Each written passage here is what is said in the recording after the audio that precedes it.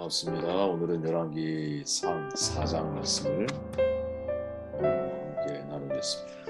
20절 말씀 읽고 묵상을 시작을 할게요. 유다와 이스라엘의 인구가 바닷가의 모래에 같이 많게 되매 먹고 마시며 즐거워 하였으며 솔로몬이 그 강에서부터 브레스 사람의 땅에 이르기까지 애굽 지경에 미치기까지의 모든 나라를 다스림으로 솔로몬이 사는 동안에 그 나라들이 조공을 바쳐 섬겼더라. 아멘. 말씀 순종이 참된 지혜이다라는 제목이고요. 우리는 복을 주신 것을 복이라고 생각을 하지만 진정한 복이 뭘까? 그것은 말씀을 순종하는 자리에 있는 게 이게 진정한 복이구나 하는 것을 깨달았다라는 말입니다. 열왕기상 4장은 솔로몬 시대의 황금기를 소개하죠. 네. 기자는 시간적인 연대 순으로 기술하기보다 외교, 정치, 사회, 경제 각 분야를 입체적으로 기술하는 방식으로 우리에게 내용을 전달해주고 있죠. 초반부에는 솔로몬의 내각의 명단 그리고 행정구역이 기록되어 있고 다음에는 정치와 경제 또 성취 그리고 문화와 학술 면에서 솔로몬의 업적과 명성 등이 기록되어 있습니다. 이러한 것이 우리에게 전하는 교훈이 뭘까 질문을 가지고 말씀을 함께 들어가 보면 20절 말씀이 이렇게 말하죠. 솔로몬이 그 강에서부터 블레셋 사람의 땅에 이르기까지 애굽 지경에 미치기까지 모든 나라를 다스림으로 솔로몬이 사는 동안에 그 나라들이 조공을 바쳐 섬겼더라. 솔로몬이 탁월한 리더십을 가지고 있다라는 거죠. 네, 저는 이제 원래 리더십에 관한 이제 관심이 많기 때문에 다양한 리더십에 관련된 이제 서적도 보기도 하고 또 보는 게 중요하지 않죠. 자신이 이제 어떤 리더가 될 것인가를 고민하며 시간을 보내왔는데 솔로몬의 경우 객관적인 입장에서 놓고 볼 때는 굉장히 좋은 리더십을 가지고 있는 사람이 분명합니다. 솔로몬의 인사 관리 능력 대단히 뛰어나죠. 왜? 모든 일은 사람이 하는 거잖아요. 혼자 어떤 일을 하려고 하지 않아요. 그래서 함께 할 수 있는 왕국을 이끌어갈 11명의 브레인을 선정을 하죠. 메이지 유신 우리가 잘 알지만 일본을 변화시킨 것은 48명입니다. 그들이 세계를 돌아다니면서 본국에 와서 그 모든 것들을 정돈하고 일본의 미래를 제시했죠. 물론 지금은 좀 어둡지만 그 당시만 해도 일본이 세계에서 차고 올라갈 수 있었던 중요한 이유, 근대화를 빠르게 이루어질 수 있던 중요한 이유는 그런 브레인들이 있었기 때문인 거죠. 북한도 마찬가지죠. 테크노 잘 생각이 안 나는데 북한을 이끌어가는 중심 세력이 있어요. 그죠? 그들은 굉장히 고급스러운 인력들입니다. 그 브레인들이 사실은 북한의 핵심이기 때문에 뭐 한 명이 사라진다 해서 뭐 이렇게 나라가 어려워지고 그런 나라가 아니죠. 그죠? 아무튼 본론으로 돌아와 제상그룹, 서기관그룹, 군대그룹, 장관그룹들이 있죠. 적재적소에 사람을 배치해요. 모든 일을 혼자 하려고 하지 않고 사람을 통해서 일을 하려고 하죠. 본래 정치라는 말이 사람을 다룬다 이런 뜻을 가지고 있잖아요. 그런 점에서 솔로몬은 아주 뛰어난 정치력을 가지고 있는 거죠. 또한 행정적으로 솔로몬은 나라를 12도로 나누고 12명의 지방 장관을 세우죠. 그리고 이들은 왕궁의 식량, 병마, 사료들을 공급하는 책임을 그들에게 부여해요. 한 장관이 1년에 한 달만 공급하면 돼. 한 장관이 한 달만 공급하면 되지만 공급해야 하는 식량은 정말 가히 엄청났죠. 솔로몬은 예루살렘을 중심으로 한 중앙 정치 체계를 확고하게 한 다음에 지방 행정과 조세 제도를 정비하죠. 자신의 신복들을 요소요소에 배치해서 중앙과 지방이 유기적으로 일을 해 나아가도록 하는, 그래서 그 결과가 솔로몬 왕국이 최고의 번성기를 맞이하죠. 경제적으로 솔로몬 왕국은 날로 부강해지거든요. 좋은 예가 솔로몬 왕국에서 하루 소비되는 식재료를 보면 확인이 돼요. 하루에 이제 그 왕궁에서 사용되어지는 게 밀가루가 30석, 굵은 밀가루 60석, 소가 30마리, 양이 100마리거든요.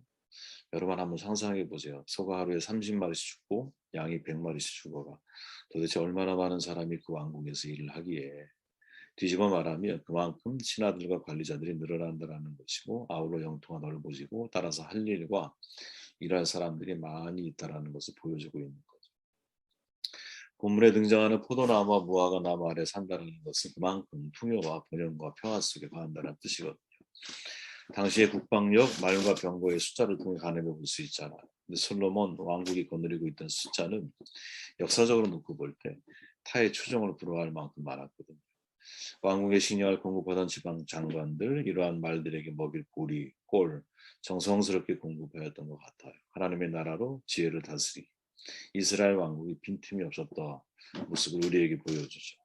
거의 모든 다방면에서 조직과 체계가 잘 잡혀 있는 부국 강병을 이루고 있는 상황입니다. 지금 이러한 솔로몬의 탁월한 리더십은 사실은 하나님이 주신 거죠.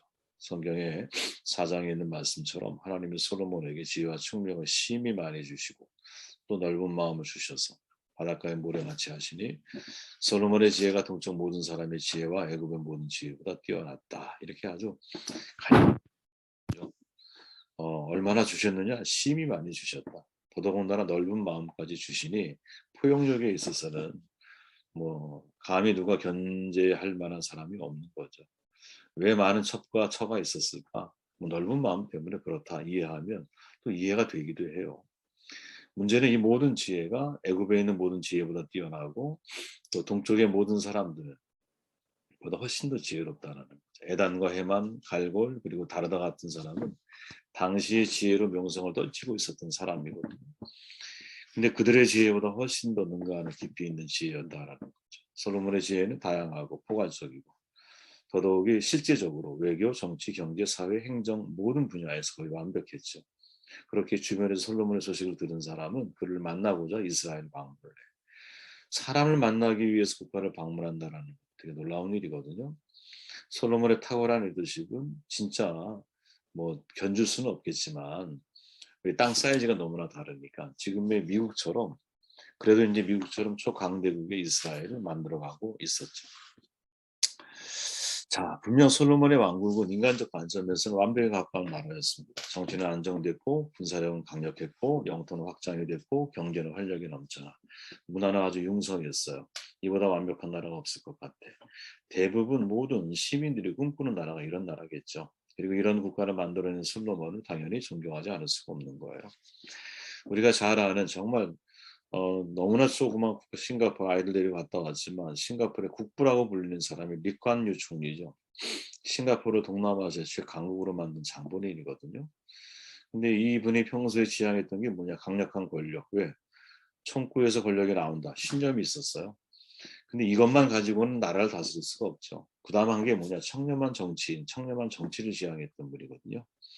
그러니까 정부의 권력을 강화하되 청렴한 정치인들이 국가를 운영하며 싱가포르의 번영이 이루어질 것을 예상을 하고 내다보는 거죠. 그래서 자기의 스텝, 장관들을 이제 기용할 때 부인들이 이제 자기 일을 하고 있는 부인들을 선호해서 사람을 선출했대요. 이유는 장관이 특정한 봉급을 받잖아요. 그 봉급 외에 다른 돈을 필요로 하지 않는.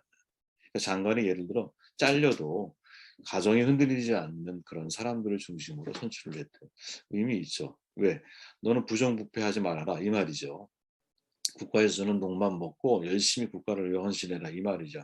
청렴성을 되게 강조한 거죠. 그래서 결국 싱가포르가 정말 잘 사는 나라가 되었고 국민들은 그를 국부로 부르게 된 거죠. 번영을 만들면 국부가 되어야 돼요. 그죠? 이 세상에서는 내가 번영 사회를 만드는 국부가 돼. 성경은 다르거든요.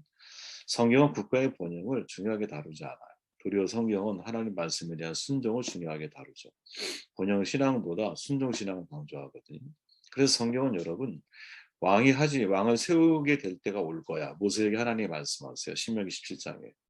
그리고는 제일 먼저 얘기하는 게 왕이 하지 말아야 할 일, 또 해야 할 일을 아주 명료하고 명확하게 제시하고 있거든요. 신명기 17장에 보면 성경이 말하죠. 야, 분명히 사람들이 왕을 세우게 될 때가 올 거야. 근데 절대로 타국인을 너의 왕으로 세우면 안 돼. 라고 시작하면서 병마를 두지 마. 애굽으로 돌아가게 하지 마. 아내 많이 두지 마. 자기를 위해 은금을 많이 쌓지 마. 자기의 왕궁을 짓지 말라는 말이죠. 쉽게 말하면. 그리고 해야 할 일은 뭐냐? 평생 등사본으로 말씀을 율법을 만들어서 자기 옆에 두고 읽어야 돼. 그리고 여호와 경외하는 걸 먼저 배워야 돼. 그래야 형제 위에 교만하지 않을 수 있어. 또 좌로나 우로나 치우치지 않을 수 있어. 이렇게 말하는 거예요.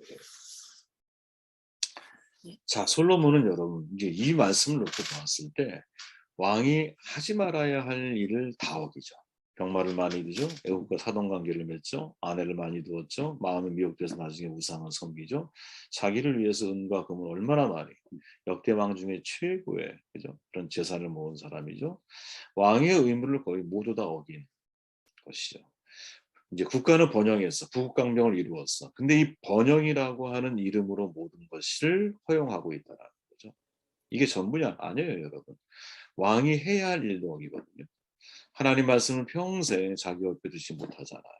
그러니 하나님 경외하는 법을 점점 잊어가게 되고 성전을 건축해 놨더니 하나님은 거기에 계신 하나님이 되면서 자기는 평소에 이방인 자기 아내들이 섬기는 그 산당을 찾아서 제사를 드리게 되고 일도 벌어지게 되고 당연히 율법과 모든 말의 규례를 지키지 못하게 되고 그러니 마음이 자신도 모르게 형제들이 위에 서 있게 되고 그 결과 좌로나 우로나 치우치는 삶을 살자. 좌로나 우로나 치우친다라는 게 양다리잖아요. 양쪽을 왔다 갔다 하며 인생을 살아가는 거죠. 하나님 사랑과 세상 사랑이 병행이 되는 거죠. 성경 기자가 솔로몬의 번영과 영화를 자세히 소개하는 이유가 뭘까? 여러분, 저의 질문은 그거였어요. 성경 기자가 너무 자세하게 소개하거든요. 그리고 진짜 부국강병을 모든 다방면에서 잘 이루어가는 솔로몬의 이야기.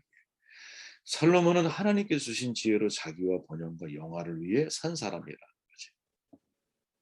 하나님이 주신 지혜를 가지고 부국강병을 이루었어. 그런데 정작 무엇? 하나님이 왕이 해야 할 일, 하지 말아야 할 일, 이 말씀은 완전히 솔로몬의 거리가 너무 멀어. 그러니까 솔로몬은 여러분 하나님이 주신 지혜를 가지고 그냥 머리 좋은 사람으로 인생을 살아가는 거죠. 제가 너무 극단적으로 표현하는 것 같지만 성경 전체의 흐름을 저도 옛날에 솔로몬의 지혜가 최고라고 생각을 했거든요. 삼손, 어유 정말 좋은 훌륭한 사람이죠. 예, 그죠? 멋진 영웅들이잖아요, 그죠? 히어로예요, 완전히 히어로예요 우리한테. 근데 생각하면 생각할수록 그것은 뭐랄까요? 가면이라는 거죠. 성경이 우리에게 말하려고 하는 초점은 거기에 맞춰져 있는 게 아니었어요. 자, 머리가 좋다라는 건 여러분 이게 불행이 될 수 있다라는 것을 생각할 줄 알아야 돼요. 머리가 좋다 보니까 하나님 말씀을 의지하지 못해. 스스로 똑똑하다고 생각하는 사람은 여러분 신앙을 갖는다는 게 쉽지가 않거든요. 왜? 자기 지혜를 의지하기 때문에 그래요. 솔로몬은 왕에 대한 모세의 경고 행동으로 다 부정해버리죠. 아까 말한 신명기의 말씀을 기초해 볼 때 평생 말씀을 가까이 두라 그랬잖아. 근데 솔로몬의 경우를 놓고 보면 첫째, 말씀을 가까이 하지 않은 결과고 둘째, 그 말씀이 나에게 적용되지 않은 결과라는 거죠. 그러니까 자기에게 적용되지 않는 한 말씀을 경험할 기회가 없을 것이고 아무리 지혜로운 말씀을 내가 많이 알고 있다 할지라도 사회에는 그 지혜를 가지고 좋은 머리로 사회에는 변혁도 시킬 수 있고 사회에는 부국강변도 이룰 수 있는데 정작 그 지혜가 나에게 적용되지 않을 때는 나는 등잔빛이 어둡다고 나는 피폐된 인생을 살아가는 거죠. 번영으로 실패한 신앙인의 전형적인 모습이 솔로몬이 아닌가? 기복, 번영 구분할 필요가 있어요, 여러분. 기복은 복을 구원한 거죠. 번영은 여러분 기복 같은 말이 아니에요. 솔로몬 하나님께 복을 빌잖아. 듣는 마음 분별의 능력이에요. 그 기도에 하나님이 응답하셨어. 복 받았죠. 근데 문제는 그 복을 번영의 도구로 사용하고 있다는 점이죠. 기복이 나쁜 것이 아니니까요. 기복을 번영의 통로로 삼으려는 것이 문제거든요. 미국에서도 여러분 번영 신학을 공격의 대상으로 삼지 기복을 공격의 대상으로 삼지 않아요. 블레싱 사람들의 복을 기원하고 복을 구하는 것 자체 이걸 공격하지 않아요. 번영 신학이 문제라는 거지. 자, 하나님이 주신 지혜 복이죠. 그죠? 근데 이게 진짜 복이 되려면 어떻게 해야 되느냐? 번영으로 갈 거냐? 순종으로 갈 거냐? 여기서 결정이 된다. 어떤 복이라 할지라도 그것은 말씀보다 앞설 수가 없어요. 즉 모든 복은 말씀 순종이라고 하는 울타리 안에서 말씀 순종이라고 하는 통로를 통해서 나올 때 복이 됩니다. 여러분 모세의 말을 녹색에 주시어진 말을 여러분 유심히 한번 묵상해 보시기를 바라요. 내가 내 하나님 여호와의 말씀을 삼가 듣고 내가 오늘 내게 명령하는 그의 모든 명령을 지켜 행하면 내 하나님 여호와께서 너를 세계 모든 민족 위에 뛰어나게 하실 것이라. 내가 내 하나님 여호와의 말씀을 청종하면 이 모든 복이 내게 임하며 내게 이르리니. 자, 생각해 보세요, 여러분. 먼저 복의 조건을 말하자. 말씀을 삼가 듣고 내게 명령하는 모든 명령을 지켜 행하면, 두 번째, 내 하나님 여호와의 말씀을 청종하면 이 모든 복이 내게 임하여. 자, 우리는 여러분 솔로몬의 지혜처럼 하나님이 내게 주신 좋은 것들, 재능, 은사, 혹은 물질, 혹은 실력, 모든 것들, 이게 다 복이라고 생각을 하죠. 그죠? 근데 여러분, 진짜 복은 뭐냐면 말씀을 청종하면 이러한 복이 내게 임한다라는 게 복이거든요. 그러니까 우리는 물질, 건강, 지혜, 재능 이런 것들을 복이라고 생각하지만 성경은 사실은 말씀 순종이 복이라고 강조하고 있는 거지. 왜? 말씀을 순종하면 이 모든 복이 너에게 임할 거야. 이렇게 말하잖아요. 그러니까 우리는 내가 원하는 복의 종류를 골라. 그죠? 골라서 그게 나에게 주어지는 복이라고 생각을 하는데 성경은 우리에게 말하는 것이 뭐냐? 야, 복이라고 하는 것은 네가 말씀을 순종한 결과 따라오는 거야. 이렇게 말하는 거죠. 의미가 완전히 달라지죠. 솔로몬의 지혜도 마찬가지죠. 그 지혜가 복이 되려면 지혜를 가지고 번영을 추구할 게 아니라 지혜를 가지고 말씀에 순종을 해야 한다라는 거지. 그죠? 지혜를 가지고 말씀에 순종하지 않을 때는 자기 번영과 자기 영화를 추구하게 되어 있다. 자기 왕국을 더 짓게 되어 있다. 자기 소견에 옳은 대로 살아가게 되어 있다. 그러니까 참된 지혜라고 하는 것은 하나님의 말씀을 통과한 이후에 만들어진